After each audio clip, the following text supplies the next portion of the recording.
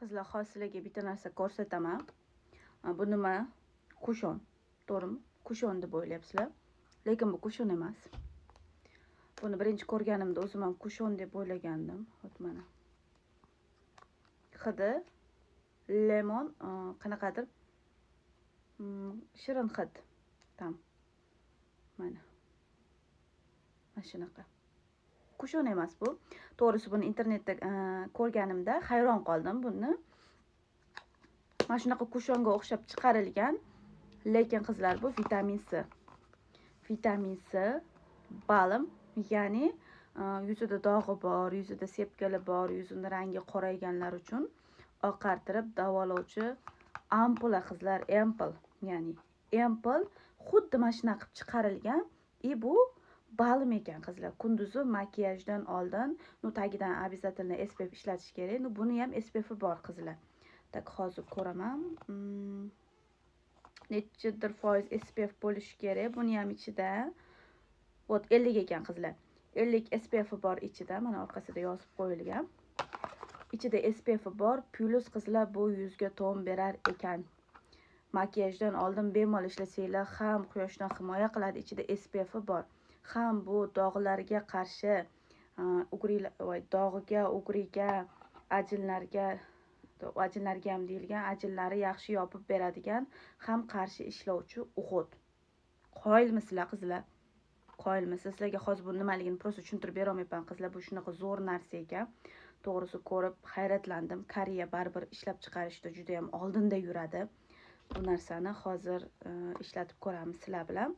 Bu ham qizlar makiyajdan oldin makiyajni yaxshi yotib berishga, ham quyoshdan himoya qiladi, lekin baribir tarkibida vitamin C bo'lgani uchun baribir tagida SPF surishinglar kerak va kun davomida SPF ni yangilab turishinglar kerak. Ko'rsanglar tonalkaga o'xshatasizlar, nima qaranglar. Hozir 21 nomerini olganman qizlar. 21 yuzimga tushmasligi mumkin, chunki yuzim oq. Lekin ko'rib turibsizlar, yuzimda dog'larim bor. Homiladorlikdan yaqinda qiz farzandli bo'lganman, bilasizlar. Mana qanaqa yopib beryapti bu. Yuzga surtilmaydi, tars uriladi degan, bunaqa qilib uriladi deyilgan. Makiyajdan oldin ishlatasizlar qizlar, tegidan bitta SPF surib olsanglar, SPF ustidan shundoq surasizlarda yuzga ton beradi, plus yuzinglarda. Qizlar, mana. Mana. Ko'rdinglarmi? Mana. Yopib bergan. Bu kushon emas qizlar. Bu dog'larga qarshi ishlovchi, dog'ga, ajinga qarshi ishlovchi ampul. Ampul deyilgan, ya'ni ampula. Ampulada plus ton beruvchi balm qizlar. Plus ichida SPF ham bor. Ko'ryapsizlarmi? Mana. Yuzimni qanaqa yopib berdi. Bu yoqda yuzimda dog'im bor, bu yoqqa surganim. Qizlar, Koreya baribir oldinda yuradi, bilasizlarmi? Buni tarkibida SPF bor, lekin baribir SPF surishinglar kerak.